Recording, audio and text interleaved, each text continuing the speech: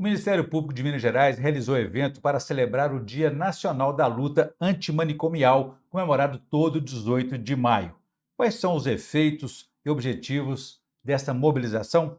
Este é o principal tema do Conexão AMMP, um programa da Associação Mineira do Ministério Público destinado a divulgar pensamento e as realizações de seus associados e associadas. Para falar sobre o assunto, nós vamos conversar hoje com o promotor de justiça Luciano Moreira de Oliveira, que é coordenador do Centro de Apoio Operacional das Promotorias de Justiça e de Defesa da Saúde do Ministério Público de Minas Gerais. Ele também é autor do livro Teoria Jurídica da Atenção Primária à Saúde, editado pela Fórum. Doutor Luciano, obrigado por aceitar nosso convite. É um prazer recebê-lo aqui no Conexão.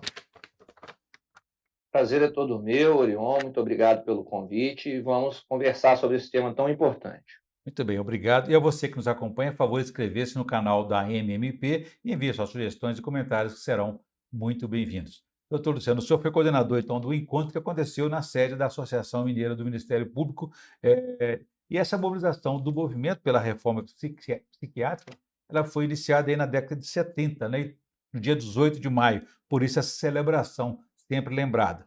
O foco aí é o controle e o fim fim dos manicômios. Que avanços tivemos? É possível viver sem eles?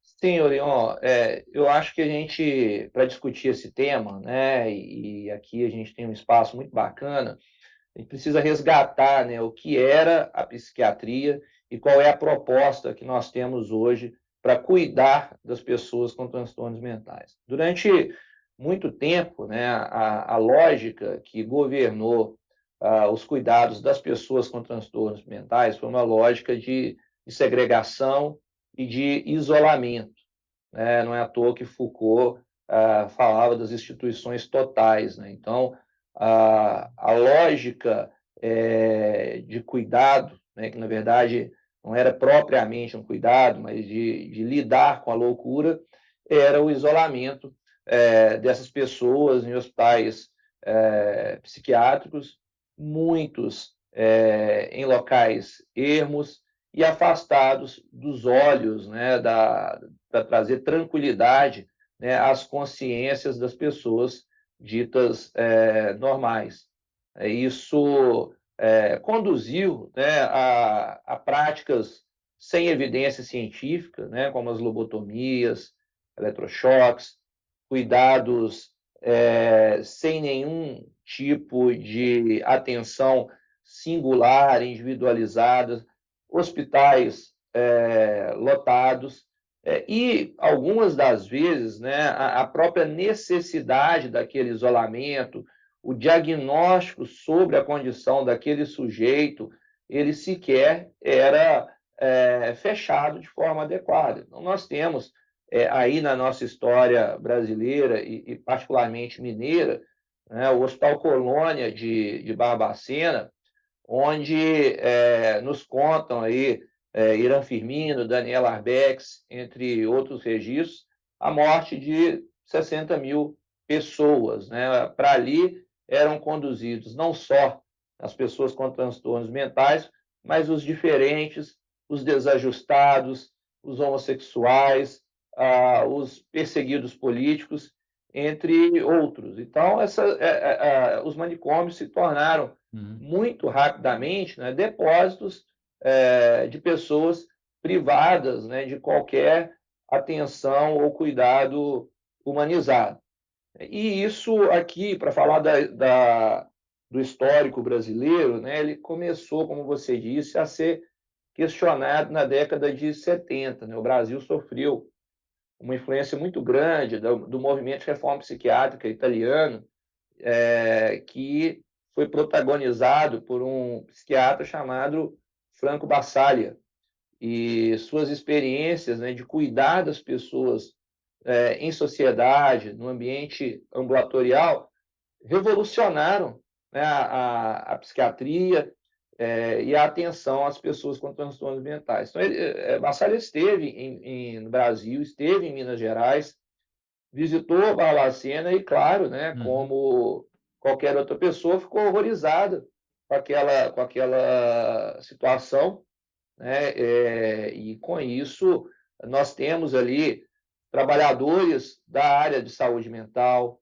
usuários, familiares, movimentos sociais da luta contra a ditadura e pela redemocratização, questionando esse modelo. Não? Então, é um caldo que vai se formando, né, progressivamente, até que, com a Constituição de 88 e as legislações estaduais e, por fim, a legislação federal, a Lei 10.216 de 2001, buscam pôr Uhum. uma pá de cal nesse modelo, propondo, né, que a pessoa com transtornos mentais deve ser olhada na sua singularidade, em todas as suas necessidades, deve ser tratada de forma humanizada, preferencialmente, né, junto dos seus, junto da sua Uhum. comunidade, da sua família e, excepcionalmente, quando houver necessidade, em ambiente hospitalar, como forma de estabilizar e retornar ao convívio social. Então, numa rápida síntese, né, essa é a virada de chave que nós tivemos Uhum. internacionalmente e aqui no nosso país. E muitas vezes, como o senhor mesmo disse aí, as pessoas até eram internadas sem um diagnóstico cientificamente comprovado ali de transtorno mental, às vezes por problemas de drogas ou até de outro tipo de desajuste social ou até familiar, né? E isso acabou gerando essa situação históricas, né? E incoerências, graves violações dos direitos fundamentais humanos dessas pessoas que têm algum tipo de transtorno também. Daí, até mesmo como o senhor se referiu, e não só a ciência, como até a literatura e o cinema já registraram isso, né? Isso. Eu faço um convite, né, a todos que estão nos assistindo. Né? Eu penso que para a gente discutir esse assunto de uma forma equilibrada e tranquila, né? Nós precisamos, primeiro, entender o que aconteceu, buscar compreender o fenômeno, né, da loucura, né, e ter como norte a proteção da dignidade da pessoa humana. Né? Como você mencionou, né, obras clássicas, como Alienista, do Machado de Assis, né, mostra esse paradoxo, né, e essa dificuldade de definir quem é o normal e quem é o louco. Né? E nesse livro do Machado de Assis, ele mostra que, aos poucos, né, se a gente for separar, segregar todos aqueles que têm um traço diferente, né, ou fora do padrão, rapidamente nós vamos verificar que a Uhum. normalidade é um conceito inexequível. Né? A gente vê até É, gostinho, se eu me permite, se alguma reação, repercussão até negativa da comunidade médica, e alguns alegando que não é uma estrutura além do ambulatorial, né? Por exemplo, assim, uma condição para lidar com pessoas com crises agudas. Como é que seriam nesses casos na ausência de um manicômio?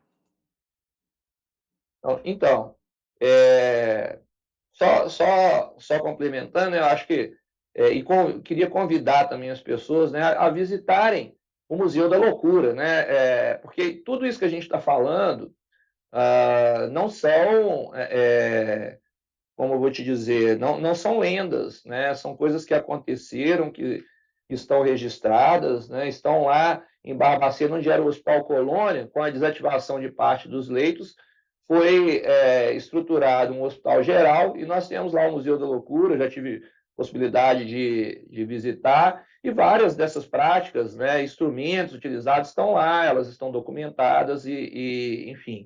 Então, esse tratamento desumano está muito bem registrado. Mas o que fazer? Acho que essa pergunta que você coloca, ela é muito oportuna, e, como eu disse, né, o meu objetivo é discutir, conversar de forma equilibrada.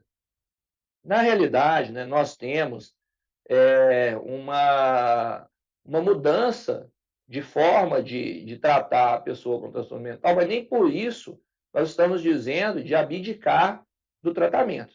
Não é isso. Então, qual que é a lógica? Né? Entender que o transtorno mental, muitas das vezes, ela é uma chamada pelo professor Eugênio Vilaça, um grande sanitarista, uma condição crônica, ou seja, uma condição que tem uma duração prolongada na vida da pessoa e que, muitas das vezes, inclusive, ela não tem cura. Então, nós temos que aprender a controlar com cuidados multidisciplinares e dar a atenção necessária para essas pessoas. E qual seria essa atenção? Né? Como eu disse, são sujeitos que têm necessidades ao longo de toda a sua vida.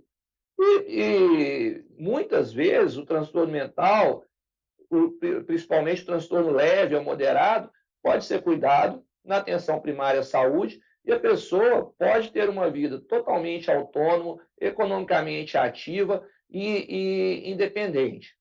Então, para essas pessoas, o que o sistema oferece? Oferece na rede SUS a atenção primária à saúde. Então, a pessoa, com o próprio médico de saúde da família, vai ter alguma condição, por exemplo, eventualmente um episódio de depressão ou algum outro transtorno mental leve, ela vai fazer o seu acompanhamento, sua psicoterapia, seu atendimento médico, cuidado com alguma droga, terapia ocupacional, e vai ter uma vida socialmente comum. Por outro lado, nós temos pessoas que talvez tenham condições de moderadas a graves, mas que, em grande parte da sua vivência, ela também vai ter a lucidez, ela vai conseguir se conduzir e se comportar, eventualmente ter uma ocupação, mas pode ser que ela precise de um cuidado mais especializado, que a gente chama de média complexidade, mas nem por isso ela vai precisar de viver trancafiada, isolada, num hospital psiquiátrico. E para essas pessoas, nós temos o chamado Centro de Atenção Psicossocial, inspirado no modelo que eu falei do Franco Basaglia, né? Que são cuidados multidisciplinares, onde eu tenho ali o assistente social para envolver toda a rede comunitária, familiar, proporcionar para essas pessoas ocupação, lazer, o psicólogo, o atendimento de terapeuta ocupacional, psiquiatra, enfim, para que essa pessoa fique estabilizada, eventualmente faça uso de medicação e essa pessoa vai viver também junto dos seus, não precisa ficar isolada. Pode ter algum episódio, algum gatilho, alguma situação em que essa pessoa entre em crise, sem dúvida alguma. E o sistema tem resposta para isso. Qual que é a resposta? Aí sim, nós vamos falar das internações psiquiátricas, que não estão afastadas, elas continuam previstas na legislação, no Sistema Único de Saúde, mas não naquelas instituições, né, que não proporcionavam os cuidados adequados. Nós vamos ter os hospitais gerais, né, para situações de crises pontuais, e, eventualmente, os hospitais psiquiátricos, chamados hospitais de referência, em que a pessoa vai se manter ali até estabilizar e depois ela retorna ou para a atenção primária ou para o CAPS e segue a vida. Então, quando a gente fala de antimanicomial, é porque o manicômio, primeiro, não era um lugar de tratamento, né? Muitas vezes, como eu disse, práticas sem evidência científica, superlotação, ausência de cuidado adequado. Então, a pessoa não estava sendo tratada. E quando a gente traz para a lógica da rede de atenção psicossocial, a gente está falando de um cuidado continuado ao longo da vida dela e com a previsão, inclusive, do atendimento em caso de crise. Perfeito. O senhor, como coordenador do Centro de Apoio Operacional às Promotorias na área da saúde, né? Provavelmente o senhor está sempre em contato. O estado de Minas Gerais é um estado continental, né? 853 municípios, quase 300 comarcas, enfim, é preciso ter essa interlocução permanente. A legislação que trata do assunto, ela está atualizada, as normas trazem esse cuidado humanizado? Sim, Orion, nós temos, primeiro dizer que Minas Gerais foi um dos estados protagonistas na reforma psiquiátrica. Nós temos legislação chamada Lei Carlão no nosso estado, de 1995, e já antecipava várias questões da reforma psiquiátrica. Por exemplo, a internação ela só deve ocorrer por solicitação médica, quando os recursos extra-hospitalares estiverem esgotados e como forma de reinserção social. A internação involuntária deve ser comunicada ao Ministério Público em 72 horas, e a internação compulsória só por ordem judicial de forma excepcional, mas em todos os casos mediante solicitação médica. A Lei 10.216 avançou e estabeleceu esses mesmos parâmetros, né, de uma atenção com dignidade, com respeito aos direitos fundamentais, baseada em evidência, né? É bom a gente dizer isso com muita clareza, então com cuidados de saúde adequados. E no âmbito da legislação das normas infralegais, nós temos a previsão da rede de atenção psicossocial, que operacionaliza na prática, então, esses cuidados, prevê todos os serviços. O que é competência da estratégia de saúde da família, da atenção primária à saúde, o que é competência da rede de urgência e emergência, quando que o SAMU deve ser acionado para atender uma situação de crise, quando que a UPA, o que é competência da UPA fazer depois, na média complexidade, os CAPs, na alta complexidade, os hospitais gerais e de referência. A grande dificuldade, no momento, de fazer essa rede efetiva. O problema do Brasil, né, me desculpe usar esse chavão, mas é um chavão que se aplica aqui de forma muito adequada, não é de legislação, é de implementação da legislação existente. Né?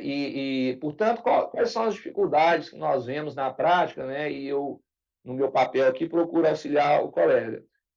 Às vezes, a falta de profissionais com essa competência para lidar, por exemplo, com o transtorno mental leve na atenção primária à saúde. A falta de um fluxo bem definido para o cidadão acessar os CAPs. Né? Muitas vezes eu já no interior, já conversei com o coordenador de CAPs, falei assim, não, mas todo mundo que eu atendo aqui está muito bem, não tem problema. Eu falo, tá, mas o problema é exatamente quem não está aí no seu serviço. É aquela parte da população que não tem acesso a esses cuidados. Por outro lado, né, a retaguarda para a situação de crise, e aí, né, como eu te disse, eu enxergo cuidar da pessoa com transtorno mental da mesma forma que o cidadão com outras necessidades. Então, ele precisa de ter o cuidado adequado no momento certo. Então, na situação de crise, é importante ele ter acesso ao cuidado hospitalar.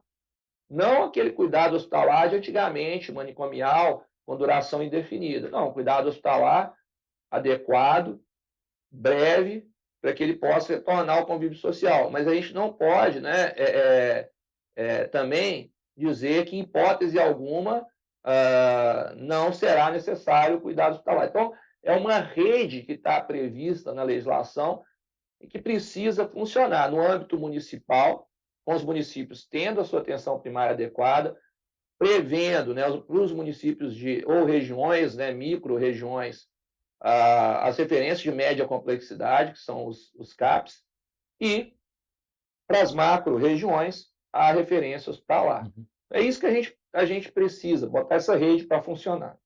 Bom, porque a reforma psiquiátrica, como você mesmo disse aqui, tem mais de 20 anos, né? Que avanços foram possíveis? Porque tentativa de retrocesso a gente vê o tempo todo, né? Olha, primeiro, esse reconhecimento da pessoa com transtorno mental como um sujeito de direitos. Né? Essa pessoa passou dentro do SUS, né? O SUS tem uma lógica de participação popular, e as pessoas passaram, licença, a participar até da construção da política pública.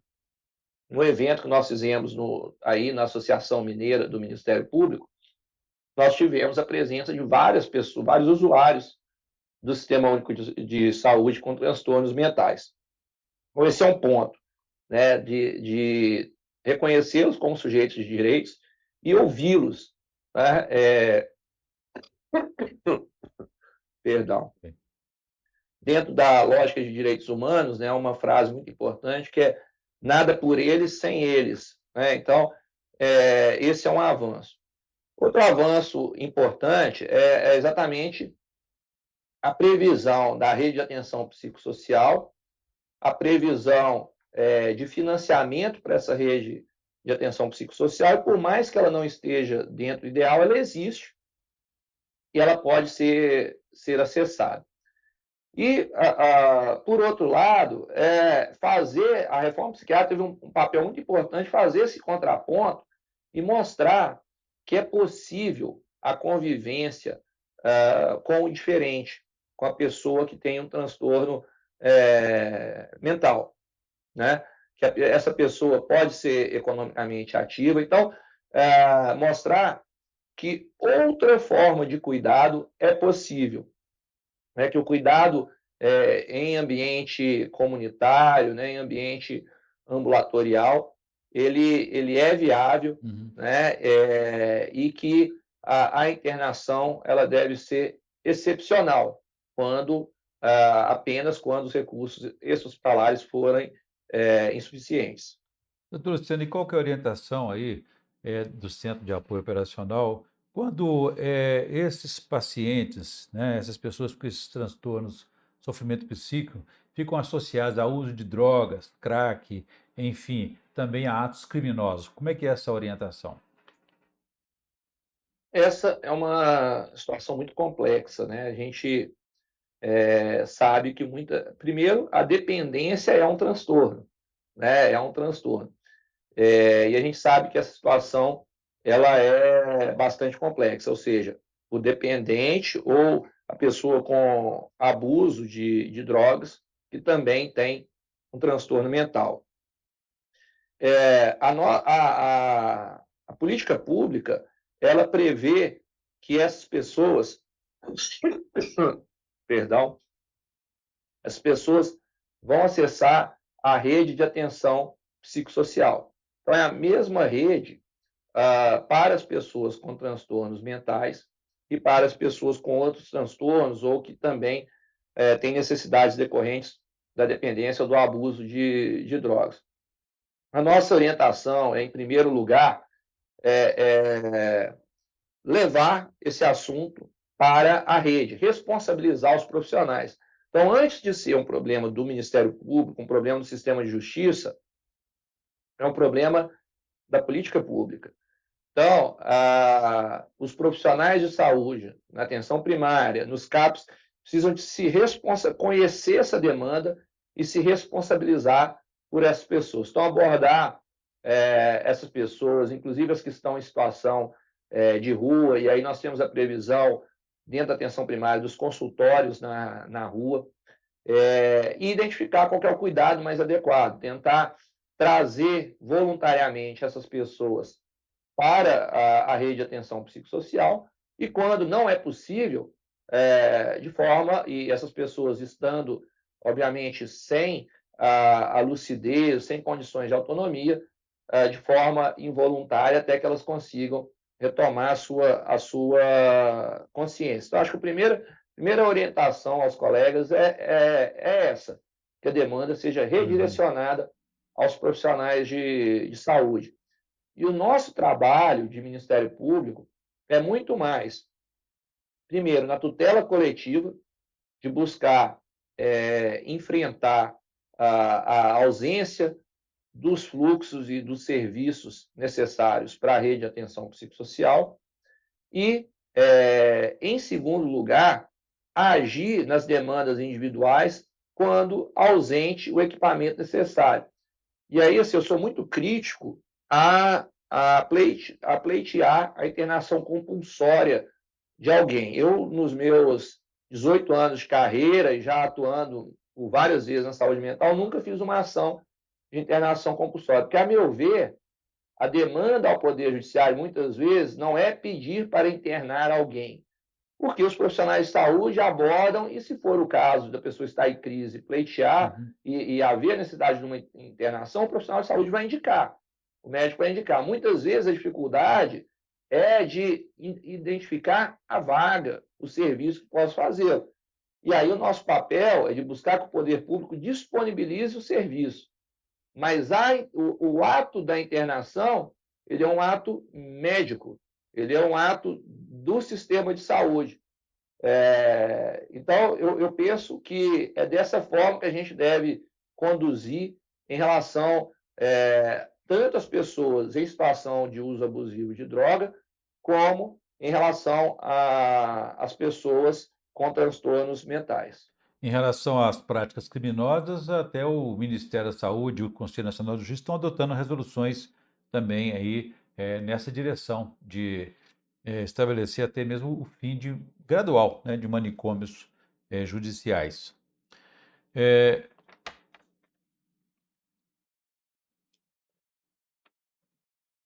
Ah, na ordem do dia, principalmente após a resolução do poder do CNJ, que trata da política antimanicomial do poder uhum, judiciário, né? A pessoa que é inimputável, né, a legislação penal trata assim, ou seja, ela praticou um fato típico que está previsto na lei como crime, antijurídico, contrário ao direito, mas ela é inimputável. Então, ela não pratica crime propriamente dito, ela pratica o injusto penal. Essa pessoa, ao final do processo, ela vai ser absolvida impropriamente, absolvição imprópria. E a ela, a legislação prevê a medida de internação, a chamada medida de segurança, que pode ser uhum. internação ou tratamento ambulatorial. Isso o Código Penal já prevê há décadas. Ocorre que a Lei 10.216, ela nesse contexto, ela dispôs sobre o tratamento das pessoas com transtornos mentais, trazendo uma lógica humanizada, de cuidados multidisciplinares, e essa convivência entre essas duas legislações, ela não foi muito bem resolvida. Por quê? Porque o próprio Código Penal e a Lei de Execuções Penais prevê que a medida de segurança ela deve se destinar ao tratamento. Ocorre que esse tratamento, né, ele é conduzido em hospitais de custódia, muitas vezes, como é o caso aqui de Minas Gerais, sob gestão não da saúde, que já é um paradoxo, porque as ações de serviços públicos de saúde integram o SUS, né, mas aqui em Minas Gerais, por exemplo, o Hospital de Custódia está sob gestão da Sejusp, e, portanto, né, nós sabemos disso, os hospitais, via de regra, não oferecem cuidados adequados Uhum. para essas pessoas. E essa dificuldade, a resistência muito grande, o desafio talvez maior, é que envolve a questão são os preconceitos, né? Os preconceitos que cercam aqueles que têm o sofrimento psíquico, né? Como mudar esse estigma? Eu acho que a gente tem que pensar, né, que tenham praticado crimes ou não, essas pessoas devem estar sujeitas a tratamento. Então, se eu não disponibilizo tratamento para essas pessoas, eu nunca vou alcançar a proteção da dignidade humana e a possibilidade de retorno ao convívio social. Eu quero, né, destacar que quando eu tenho uma pessoa imputável, ou seja, uma pessoa que não tem transtornos mentais, a legislação prevê a pena máxima que ela pode sofrer, e em algum momento essa pessoa possivelmente vai retornar ao convívio social, ainda que seja, por exemplo, o líder de uma facção criminosa, né, de uma criminalidade organizada, essa pessoa vai retornar ao convívio social depois que ela cumprir a sua pena. Agora, o mesmo paralelo, acho que a gente tem que pensar em relação à pessoa com transtornos mentais, até com mais razão, porque o fim da pena, da medida de segurança, perdão, não é a retribuição, né? Não é também a prevenção geral, né? Ou seja, colocar na consciência social a prevenção, o sentimento de que aquela conduta não deve ser praticada, mas é o tratamento, porque aquela pessoa que cometeu o ato típico, ela não é imputável. O que ela fez não é juridicamente censurável, né? Que a culpabilidade, né, o último dos elementos do conceito tripartite do crime, envolve a censurabilidade. Como ela não é imputável, eu não faço juízo de censurabilidade sobre ela. Então, essa pessoa ela deve ser submetida a tratamento. E aí, a gente tem que reconhecer que é difícil, seja para aquela que praticou um ato ilícito ou não. Mas é importante a gente destacar que nem por isso nós deixamos de falar de um sujeito de direito, nós não podemos coisificar essa pessoa, né? Uhum, Transformá-la em objeto apenas das ações do sistema de justiça da sociedade dita normal. Então, é um preconceito a ser vencido, e até por isso, Orion, nós realizamos o evento que você mencionou no dia 18 de maio, foi um evento voltado para a comunidade, para os movimentos sociais, para as pessoas com transtornos mentais, exatamente uhum, para, entre aspas, saldar essa dívida que nós temos com essa população tão excluída, uhum, tão vulnerabilizada e tão pouco ouvida, e mostrar que é possível sim, é possível dialogar, é necessário escutar, né, as suas queixas, as suas demandas. Então, eu acho que esse é um uhum. ponto essencial. Isso só vai se dar com o tempo, né? Sabemos, né, das dificuldades do Sistema Único de Saúde, muitas vezes de lidar com essa demanda, mas, né, volto a repetir, né, são pessoas como nós, sujeitos de direitos, e que a gente tem que acolher e disponibilizar o melhor tratamento E possível. pode até trazer dificuldades para a família, mas a segregação tem demonstrado que é um falso controle, né? E sobre isso aqui, eu gostaria de repetir que uma frase que o senhor usou durante esse evento, que o senhor mencionou aí da celebração do 18 de maio, em que o senhor disse que era preciso que nós, a frase que o senhor usou, se referia, deixa eu ver se eu me lembro aqui onde que eu anotei, deveríamos fechar os manicômios dentro de nós. É isso mesmo? O que isso representa? Isso representa exatamente vencer esse preconceito. No nosso evento, nós fizemos, né, uma exibição do documentário Em Nome da Razão, do Elvésio Raton, cineasta mineiro, reconhecido, né, em todo o Brasil. Convido todos a assistirem, que é sobre as práticas que aconteciam em Barbacena. Fizemos um debate com a participação do nosso colega Luiz Carlos Abrita, que é diretor teatral, falando do papel da arte na promoção dos direitos humanos. Ouvimos profissionais de saúde, né, o Fórum Mineiro de Saúde Mental, e uma usuária, né, representante da Associação de Usuários. E depois, quando nós abrimos ao debate, a última pessoa a se manifestar foi uma egressa do Hospital de Custódia de Barbacena, que deixou o hospital recentemente. E o sentimento de gratidão dela por ter saído, uma senhora, uma pessoa fisicamente frágil. Então, assim, é muito exagerado imaginar que aquela pessoa representa um grave risco social. E foi muito comovente a fala dela, ao agradecer que agora ela podia se alimentar com liberdade, né? Que a comida que ela comia lá era uma comida de muito má qualidade, né? Escolhida por alguém, e agora ela agradecia a possibilidade de poder escolher o seu próprio alimento, de Uhum, poder se alimentar. muito bem. Então, assim, sem querer simplificar a realidade e não deixando de reconhecer que existem casos muito complexos, de muito difícil condução, a gente não pode inverter a lógica. Não é por conta dos casos complexos que nós devemos Uhum, adotar uma prática ou práticas ultrapassadas, mas, ao contrário, cuidar de forma ah, humanizada de todos, né, de forma comunitária da grande maioria, e excepcionalmente, nesses casos mais complexos, buscarmos outras alternativas, uhum. mas não inverter a lógica, né? Não conduzir toda a população com transtornos mentais pela lógica Claro. dos casos mais singulares, específicos e diferenciados. E o grande objetivo é a reinserção desse paciente ao meio social. Doutor Luciano, nós estamos chegando na reta final da nossa entrevista. Eu gostaria que antes o senhor fizesse para a gente a indicação de leitura para a nossa audiência. O que o senhor pode indicar, por favor? Com o maior prazer, Orion. Primeiro, né, eu me dedico aí há alguns anos a estudar a saúde pública, né? O meu mestrado foi na Faculdade de Medicina da UFMG, em saúde pública. Então, de forma mais ampla sobre saúde pública e para trazer uma leitura mais leve, né? Os colegas podem, os amigos que estão nos assistindo, podem ficar tranquilos. Eu vou indicar aqui esse livro, chama Do Mágico ao Social, do Moacir Scliar.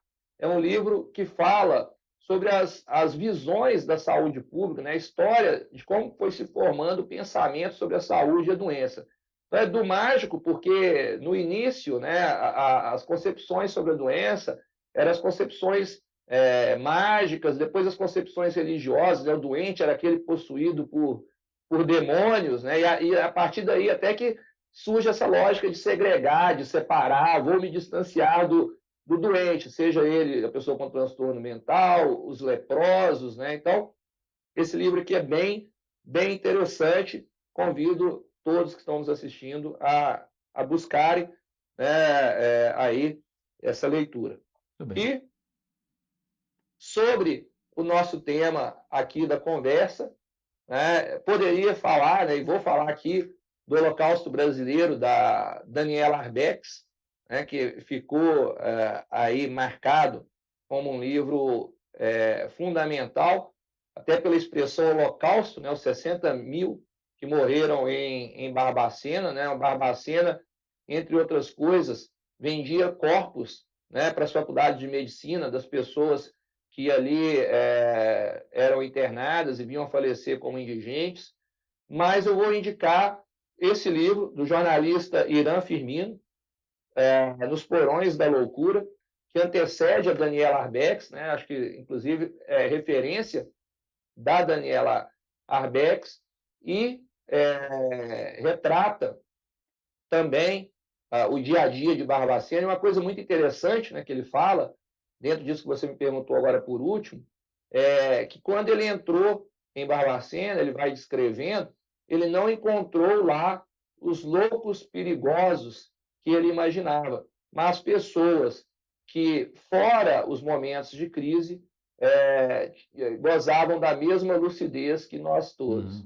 Então, esse livro é um livro muito importante, que documenta, né, esses horrores praticados ali, e que vale muito a pena ser lido, né, para que a gente possa ter a real percepção do que é a luta antimanicomial. Boas indicações, com certeza. Bom, eu conversei aqui com o promotor de justiça Luciano Moreira de Oliveira, que é coordenador do Centro de Apoio Operacional das Promotorias de Justiça e de Defesa da Saúde do Ministério Público de Minas Gerais. E discutimos aí sobre os avanços e, às vezes, os retrocessos, mas a importante luta antimanicomial aí, celebrada no último dia 18 de maio. Doutor Luciano, muito obrigado pela entrevista. Foi um prazer recebê-lo aqui no Conexão. Prazer foi todo meu. Bom, ficamos por aqui. Se você quiser ver e rever essa entrevista, vá ao canal da MMP no YouTube, também nas redes sociais ou no site da associação. Ficamos por aqui. Obrigado e até a próxima.